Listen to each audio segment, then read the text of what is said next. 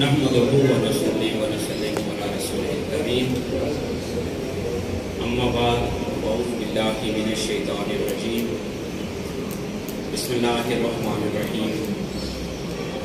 قال اللہ تبارک و تعالی فی القرآن المجید والقرآن الحمید ان الذین آمنوا وعملوا الصالحات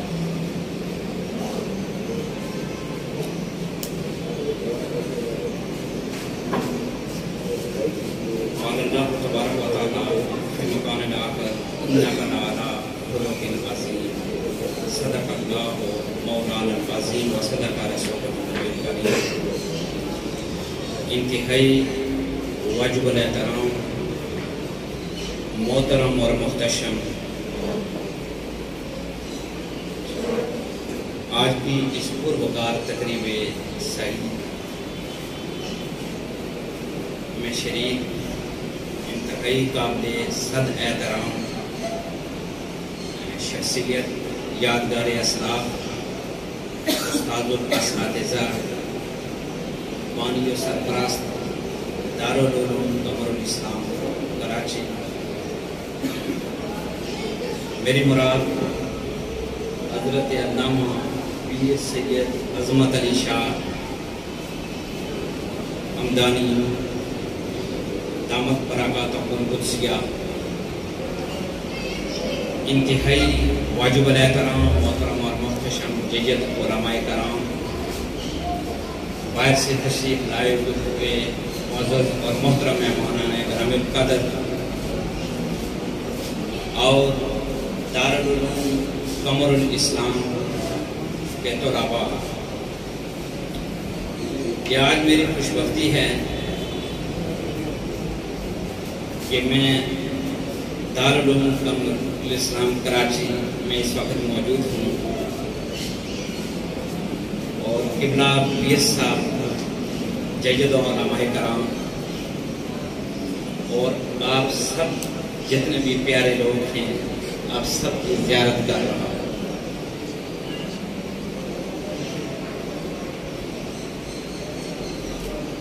میں سمجھتا ہوں کہ یہ زندگی ایک عارضی ہے، خوش بخت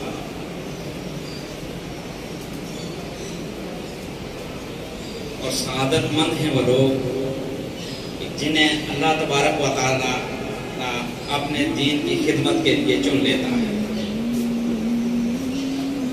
اور یادگار اسلاف پیر طریقت رہبر شریعت پیر سید عظمت علی شاہ ہمدانی صاحب دامت برکاتہ القدسیہ کا وجود مسعود وہ اللہ تبارک و تعالیٰ کی طرف سے ایسے لوگ انعام ہوا کرتے ہیں،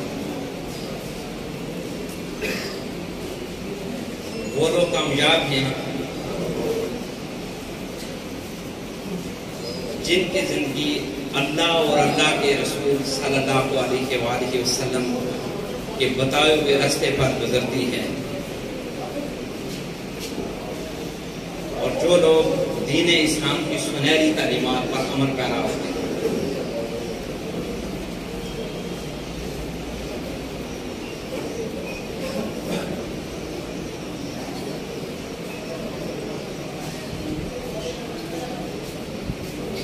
میں آج کی اس تقریب سعید کی وساطت سے میں ان فضلاء کو، ان علماء کو اور ان کے جملہ جتنے پیارے خانہ ہیں ان کو صد بار مبارکباد دیتا ہوں کہ جنہیں اللہ تبارک و تعالیٰ نے یہ اعزاز عطا فرمایا کہ وہ آج سند فراغت یہاں سے لے رہے ہیں۔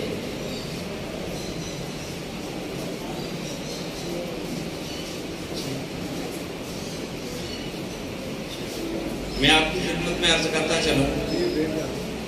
کہ اگر سارے دین کا خلاصہ اگر جاننے کی کوشش کی جائے تو سارے دین کا خلاصہ حضور تاجدار کائنات صلی اللہ علیہ وآلہ وسلم نے 2 حدیثوں میں بتا دیا۔ حضور تاجدار کائنات صلی اللہ علیہ وآلہ وسلم کی پہلی حدیث مبارکہ آپ کے گوش گزار کروں۔ پیارے آقا صلی اللہ علیہ وآلہ وسلم نے ارشاد فرمایا بنی الاسلام علی خمس، کہ اسلام کی بنیاد 5 چیزوں پر رکھی گئی ہے۔ حضور تاجدار کائنات صلی اللہ علیہ وآلہ وسلم نے ارشاد فرمایا کہ وہ 5 چیزیں، ان میں سے پہلے نمبر پر کلمہ شہادت ہے، دوسرے نمبر پر نماز ہے، روزہ ہے، حج ہے، زکوٰۃ ہے۔ یعنی اس اعتبار سے دیکھا جائے تو اگر دین اسلام کو ایک عمارت خیال کر دیا جائے تو معلوم یہ ہوا اس حدیث پاک سے کہ بونیہ کا لفظ بتا رہا ہے کہ دین اسلام کی جو پوری عمارت ہے اس کی بنیاد یہ 5 چیزیں ہیں، یعنی کلمہ شہادت ہے، نماز ہے، روزہ ہے، زکوٰۃ ہے اور حج ہے۔ گویا اگر کوئی ان 5 چیزوں میں مکمل طور پر عمل پیرا بھی ہے تو یہ خیال کیا جائے گا کہ اس نے دین کی بنیادوں کو مکمل کر دیا۔ لیکن ذہن میں خیال آتا ہے کہ ایک عمارت اس کی بنیادوں کو مکمل کر دیا جائے تو اسے عمارت کوئی نہیں کہتا جب تک کہ اس کی دیواریں نہ ہوں یا اس کی چھت نہ ہو، اس ٹائم تک وہ عمارت مکمل نہیں ہوتی۔ ہم جس مقام پر موجود ہیں یہ بڑی خوبصورت عمارت ہے، اس کی یقیناً بنیادیں بھی ہیں، لیکن اگر یہ اوپر چھت نہ ہو تو اس کو کوئی عمارت نہیں کہے۔ تو ذہن میں سوال پیدا یہ ہوا کہ اگر کسی نے 5 چیزوں پر پورے کا پورا عمل بھی کر دیا، کلمہ شہادت، نماز، روزہ، حج، زکوٰۃ، وہ ان پر مکمل طور پر بھی کوئی عمل پیرا ہے تو اسے تو فقط اتنا کہا جائے گا کہ اس نے ابھی دین کی بنیادوں کو مکمل کیا۔ ذہن میں سوال پیدا ہوتا ہے کہ یا رسول اللہ صلی اللہ علیہ وآلہ وسلم، آپ نے دین کی عمارت کی بنیادوں کے بارے میں بتا دیا، ہم جاننا چاہتے ہیں کہ دین کی چھت کیا ہے۔ تو پیارے آقا صلی اللہ علیہ وآلہ وسلم نے اس جانب بھی ہماری توجہ دلائی اور ہماری رہنمائی فرمائی۔ حضور تاجدار کائنات صلی اللہ علیہ وسلم کا دوسرا ارشاد پاک آپ ملاحظہ فرمائیں۔ آقا علیہ الصلوۃ والسلام نے ارشاد فرمایا انما بعثت لأتمم مکارم الاخلاق، کہ میں اس لیے مبعوث کیا گیا ہوں تاکہ میں دین اسلام کی بنیادوں، دین اسلام کے جو مکارم ہیں یعنی مکارم اخلاق کی تکمیل کروں۔ اتمم کا لفظ بتا رہا ہے کہ جو دین اسلام کی عمارت ہے اس کی جو چھت ہے وہ اخلاق ہے۔ تو میں یہ سمجھتا ہوں کہ جن لوگوں نے نماز، روزہ، حج، زکوٰۃ، ان دین کی بنیادوں کو مکمل کیا، ان پر عمل پیرا ہو کے انہوں نے دین کی عمارت کو مکمل کیا، اور جنہوں نے اخلاق کا خیال رکھا انہوں نے دین کی چھت کو مکمل کیا۔ جب تک ایک انسان کے اخلاق مکمل نہیں ہوں گے اس نے دین اسلام کی پوری تعلیمات ہم نہیں کہہ سکتے کہ اس نے عمل پیرا کیا۔ جس طریقے سے یہاں سے سند فراغت لینے والے فضلاء وہ یہاں ایک ایک کر کے آئے، ہم نے ان کی گفتگو کو سنا۔ میں قبلہ پیر صاحب، جملہ سٹاف، جملہ ان کے اساتذہ کرام کو 7 بار مبارکباد دیتا ہوں کہ انہوں نے یعنی جتنے بھی فضلاء یہاں پر تشریف لائے انہوں نے اپنے خیالات کا اظہار کیا۔ ان کے خیالات کے اظہار سے پتہ چلا کہ آپ نے نہ صرف دین کے بنیادوں کے بارے میں، ان کے علم و نالج میں آپ نے اضافہ کیا، بلکہ آپ نے دین کی چھت یعنی اخلاق کے بارے میں بھی بتایا۔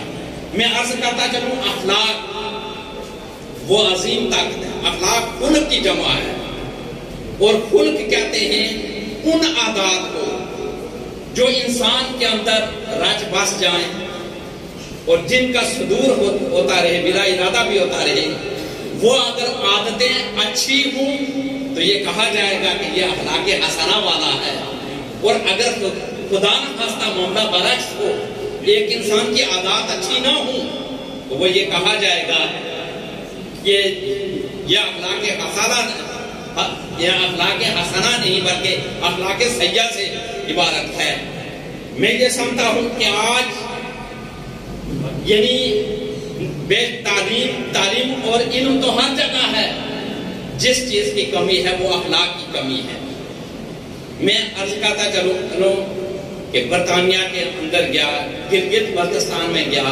اور حالیہ دورہ میرا متحدہ عرب امارات کے اندر میں مختلف مقامات پر گیا،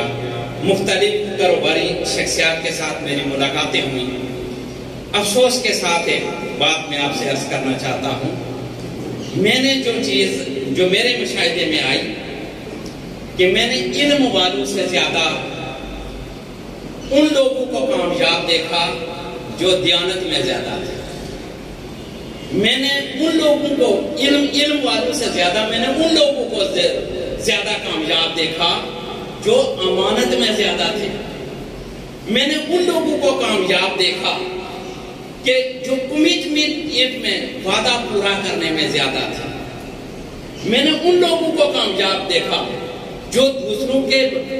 کا احترام رکھنے والے لوگ تھے۔ میں نے ان لوگوں کو کامیاب دیکھا کہ جو دوسروں کا بھی جب کام کر رہے ہوں، کسی کمپنی کا کام کر رہے ہوں، کسی باس کے پاس کام کر رہے ہوں، تو میں نے دیکھا کہ وہ کام جس کا بھی کرتے ہیں وہ اپنا کام سمجھ کر رہے ہوتے ہیں۔ میں نے ان لوگوں کو معاشرے کے اندر میں نے کامیاب دیکھا، اور میں یہ سمجھتا ہوں کہ جو لوگ جس مقام پر بھی ہیں، جس شعبے سے بھی تعلق رکھنے والے ہیں، یہ ہو نہیں سکتا کہ آپ وہ کام جو کام آپ کر رہے ہیں، جو ڈیوٹی ذمہ داری آپ کی لگائی گئی ہے، وہ اگر اسے آپ اپنا کام سمجھ کے کر رہے ہوں تو اللہ تبارک و تعالیٰ کی برکتیں بھی حاصل ہو جاتی ہیں۔ حضور ضیاء العمر جسٹس پیر کرم شاہ صاحب الازہری رحمۃ اللہ علیہ جو میرے پیر و مرشد بھی ہیں، ان کا ایک قول آخر میں آپ کی نظر کرنا چاہتا ہوں، جو یقیناً کسی فارغ التحصیل ہونے والی کلاس سے آپ یعنی ان سے ارشاد فرما رہے تھے۔ تو آپ نے ایک بہت پیاری بات کہی، جو فارغ التحصیل ہونے والے جتنے بھی علماء تھے ان سے کہا کہ بیٹا، یعنی آپ سے میں یہی کہوں گا کہ آپ ظاہر بات ہے یہاں سے تعلیم حاصل کرنے کے بعد آج جا رہے ہو، یقیناً کوئی نہ کوئی ڈیوٹی دو گے، سر انجام دو گے۔ میں فقط آپ سے یہ کہنا چاہتا ہوں کہ آپ جس مقام پر بھی جاؤ، آپ نے اس انداز سے کام کرنا ہے کہ اگر آپ کو وہاں سے جانے کی کہیں ضرورت محسوس ہوئے اور آپ جانا چاہیں تو لوگ وہاں کے آپ کو جانے نہ دیں، اور وہ یہ محسوس کریں کہ اگر یہ بندہ چلا گیا تو ہمارا کام رک جائے گا۔ دوسروں کی ضرورت بن جانا یہ سب سے بڑا کمال ہوتا ہے۔ تو میں ایک دفعہ پھر دارالعلوم قمر الاسلام کے بانی و سرپرست حضور قبلہ پیر صاحب، جملہ اساتذہ کرام، جید علماء کرام، اور وہ فضلاء اور علماء جو آج سند فراغت لے رہے وہ، میں سب کو صد بار مبارکباد بھی پیش کرتا ہوں، ہدیہ تبریک بھی پیش کرتا ہوں، سب کی خدمت میں کے لیے سب کے لیے دعا کرتا ہوں۔ اللہ تبارک و تعالیٰ اللہ اس مادر علمی کو سدا آباد رکھے، کہ بلا پیر صاحب کا سایہ اسی طرح ہمارے سروں پر قدیر قائم رہے، یہاں کے اساتذہ شاد و آباد رہے، اور جتنے بھی علماء